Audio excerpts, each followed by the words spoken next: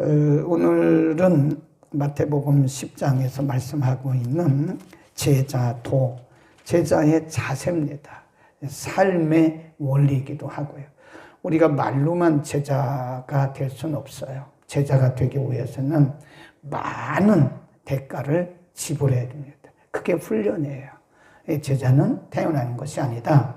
제자는 훈련되는 것이다. 그런 말을 하잖아요. 그러니까 우리가 흔히 말하는 그런 훈련을 얘기하는 거예요. 그거는 그냥 성경 공부하는 거고 하는 거. 그게 제자 훈련은 아니라고 저는 봐요. 예수님이 우리에게 말씀하신 제자 훈련은 이 삶을 통해서 우리가 어떻게 살아야 되는가. 이 삶의 방향성, 제자의 삶의 방향성은 분명해요. 그리고 삶의 원리도 분명해요. 그래서 예수님께서 제자들을 부르시고 그 12제자뿐만 아니라 그를 따르는 사람들에게 나를 따라오기 위해서는, 그리고 내가 너에게 맡긴 그 사역을 감당하기 위해서는 이런 삶의 자세를 가져야 된다. 이 굉장히 중요한데 오늘 네 번째 시간이죠. 오늘은 더 심각하게 강하게 말씀하세요. 36절에 보면 사람의 원수가 자기 집안 식구이리라 그래요. 그리고 34절에 가보면 내가 너희에게 세상에 화평을 주러 온 줄로 생각하지 마라. 화평이 아니고 검을 주러 왔다. 35 내가 온 것은 사람이 그 아비와 딸이 사람이 그 아비와 한 남자를 얘기하는 거야. 한 남자가 그 아비와 그리고 딸이 어미와 며느리가 시어미와 뭘 하려고 불화하게 하려 함이라. 근데 이 부분을 많은 사람들이 오해를 하고 있어요. 착각을 하고 있습니다. 여기서 말씀하는 예수님이 그러면 화평을 주러 오신 분인데 화평이 예수님이 우리에게 불화하게 오셨다고? 그렇게 성경을 오해. 그러니까 성경은 항상 의도를 알지 못하면요 엉뚱하게 해석을 하는 경우가 많아요. 여기서 말씀하려고 하는 것은 예수님께서 삶의 우선순위를 의미하는 거예요. 8장에 한번 잠깐 보죠. 8장 22절에 보면 비슷한 말씀이 나와요. 제자 중 하나가 또 하나가 가로되 주여 나로 먼저 가서 내 부친을 장사하게 허락하옵소서. 예수께서 가라사대 죽은 자들은 저희 죽은 자로 장사하게 하고 너는 나를 따르라. 그러면 부자 관계를 다 끊고 나를 따르라. 그게 아니고 인간적인 일은 인간적인 사람에게 맡기고 너는 나의 사역에 집중하라. 이제 그런 말씀이죠. 그러니까 복음이 들어가면 어디나 충돌이 일어납니다. 이 집안 식구 사이에도 집안 식구 간에도 복음적 충돌이 일어나요. 복음을 영접한 자와 복음을 영접하지 않은 사이에 충돌이 일어납니다. 그래서 가족 간에도 복음 때문에 불화하는 경우가 많아요. 영적 충돌 현상을 의미하는 거예요. 부부 간에도 이 복음으로 하나가 되지 않으면 충돌해요. 왜냐하면 가치관이 틀려요. 방향성이 틀려요. 인생관과 세계관이 틀립니다. 복음이 말하는 방향과 이 세상이 말하는 방향은 틀려요. 가치관 자체가 틀리기 때문에 형제 자매 간에도 이 충돌이 일어나요. 부부 간에도 충돌, 형제 간에도 충돌, 부모와 자식 간에도 충돌. 이 복음이 들어가는 곳에는 어디나 충돌이 일어납니다. 그런데 제자가 예수님을 따르는 제자가 복음을 전하는 제자가 그 혈육에 매여 있으면 안 된다는 거예요. 우선순위가 뭐냐? 복음이라는 거예요. 복음. 복음을 위해서 그래서 뭐라고 말씀하셨냐면 이렇게 말씀해요. 37절 아비나 어미를 나보다 어떻게 사랑해요? 더 사랑해서 우선순위에서 밀리는 자는 내게 합당치 아니하다. 아들이나 딸을 나보다 더 사랑하는 자도 내게 합당치 아니하다. 그랬습니다. 우선순위예요. 우선순위가 항상 복음이어야 된다. 그러니까 이 결단을 촉구하시는 거예요. 제자들은 이 결단이 매우 중요합니다. 복음이냐 가족 관계냐 할 때 항상 복음이 우선이어야 된다. 그렇다고 해서 의도적으로 불화할 필요는 없는 것인데 이 아주 극단적인 순간에서 아주 극한 상황 속에서 이것이냐 저것이냐를 선택하는 그런 상황 속에서는 언제나 복음이 우선이다 하는 것입니다. 그러니까 화평이라는 것도요, 하나님과 화목하고 나서 화평이지 하나님과 화목하지 않은 상태에서 화평은 이루어질 수가 없는 것이다 하는 것을 말하는, 그래서 이 말씀을 하시는 겁니다. 예수님이 여기서 말씀하는 것은 제자의 자세는 우선순위가 언제나 복음이어야 된다, 우리의 사역이어야 된다라고 말씀을 하는 겁니다. 그래서 그것을 뭐라고까지 말씀하셨냐면 38절에 보면 십자가라고 말씀해요. 십자가를 지는 것만큼 여기서 말씀하는 십자가는요, 그 당시 사형제도입니다. 사형제도. 예수님도 자기가 지실 십자가를 자기가 지고 가다가 그 너무 힘들고 그러니까 구레네 시몬이 대신 지고 가게 하잖아요. 예수님이 진 십자가 너무 무거우니까 옆에 있는 군병들이 그래도 배려하는 차원에서 구레네 시몬을 불러서 예수님의 십자가를 대신 지고 가게 하잖아요. 그러니까 원래는 자기가 지는 거예요. 사형수들이 자기가 사형받을 그 십자가를 자기가 지고 가는 거예요. 이 십자가를 진다는 건 그런 의미입니다. 단순한 십자가를 의미하는 게 아니라 내가 죽는 거를 상징하는 거예요. 내가 죽음의 현장까지 가기 위해서 그 십자가를 지는 것이다.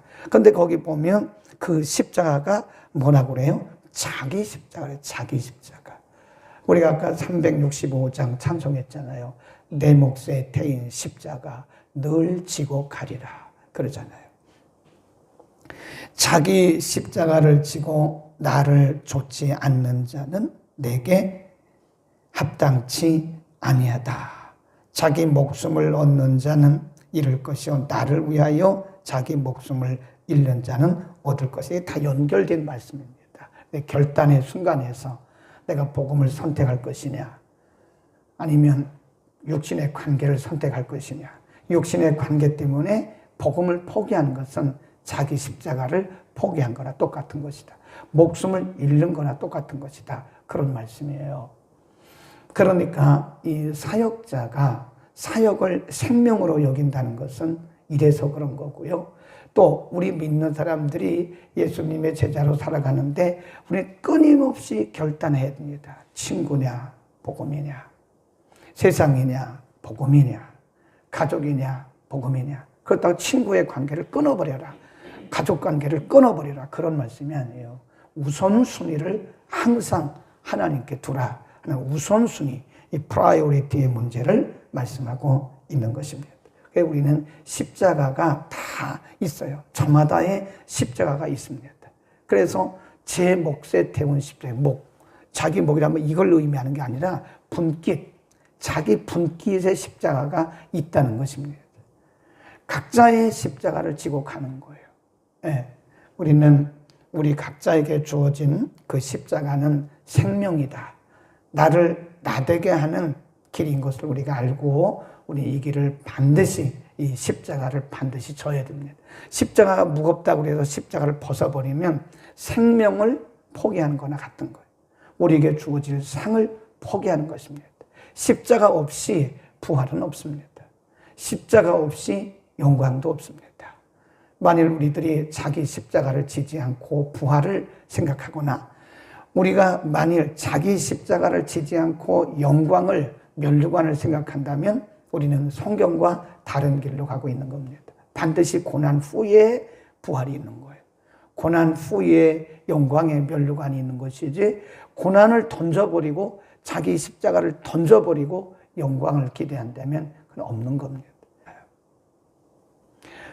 우리가 이런 십자가를 지지 않고는, 대가를 지불하지 않고는 안 되는 것이다. 우리는 우선순위를 항상 바르게 하시기를 바랍니다. 하나님의 사람들, 그리스도의 제자들은 항상 우선순위가 하나님이어야 되고 복음이어야 된다 하는 것입니다. 그 다음에 40절에 가면 제자들을 위로하십니다. 너희를 영접하는 자는 나를 영접하는 것이요, 나를 영접하는 자는 나 보내신 이를 영접하는 것이다. 그러니까 지금 예수님께서 이 말씀을 하신 것은 가는 곳마다 제자들을 다 조롱하고 핍박하고 거부하는 사람들도 있지만 사실은 그 중에도 예수님의 복음을 제자들을 통해서 증거되는 복음을 영접할 사람이 있다는 거예요? 없다는 거예요? 있다는 거예요. 수용적인 사람이 있다는 거예요. 모든 사람이 다 복음을 거부하는 게 아니에요. 모든 사람이 다 조롱하는 게 아닙니다. 예수님 당시도 마찬가지. 예수님 당시도 많은 유대인들이 예수님을 뭐 귀신 들렸다, 매국노다, 별 얘기를 다 하고 안식일을 범한다, 신성 모독자다, 별 얘기를 다 했지만 그러나 목숨 걸고 예수님을 따라다니는 사람도 많았어요. 굉장히 많았습니다. 바울 시대도 제자 시대도 마찬가지. 그러니까 예수님이 제자들을 파송하시면서 내가 너희를 보내는 것이 양을 이리떼 가운데 보내는 것 똑같아. 그러나 그 중에도 하나님께서 예비하신 자가 있다고 말씀하셨어요. 어느 성에 들어가든지 머물 곳을 찾아라. 그 말은 하나님이 예비된 자가 있다는 거예요. 여기도 영접한다. 그 말은 어느 곳에 가든지 그들을 영접하는 사람, 복음을 거부하지 않고 수용할 사람이 있다는 것입니다. 그 다음에 44절 보세요. 선지자 이름으로 선지자를 영접하는 자는 선지자의 상을 받을 것이요 의인의 이름으로 의인을 영접하는 자는 의인의 상을 받을 것이요. 42 시작. 또 누구든지 제자 이름으로 소자 중 하나에게 냉수 한 그릇이라도 주는 자는 내가 진실로 너희에게 이르노니 그 사람이 결단코 뭘 잃지 않아요? 상을 잃지 않는다. 이 천국에서 주시는 상을 의미하고요. 이 땅에서도 갚아주십니다. 때로는 제자들을 위로하기 위해서 주신 말씀이에요. 너희가 가는데 모든 사람들이 다 너희를 거부하고 조롱하고 멸시하는 것이 아니라 너희가 전파하는 그 복음을 영접하는 사람들이 있을 것이다. 그것은 나를 영접하는 거야 라고 말씀하고 또 너희를 대접하는 사람도 있을 것이다 그 말이에요. 예수님 말씀하시기를 너희에게 소자는 제자를 의미하는 거예요. 이 제자들에게 냉수 한 그릇이라도 대접하는 자들은 결단코 상을 잃지 않는다. 그 말은 하나님께서 그들에게 보상해 주신다. 그런 말씀이에요. 그러니까 우리가 사역자들은 모든 사람들이 다 거부하는 게 아닙니다. 복음을 위해서 사는 사람들은 반드시 예비된 사람들이 있고요. 또 그렇게 섬기는 사람들도 하나님이 준비해 놓으셨다는 것을 우리가 알아야 돼요.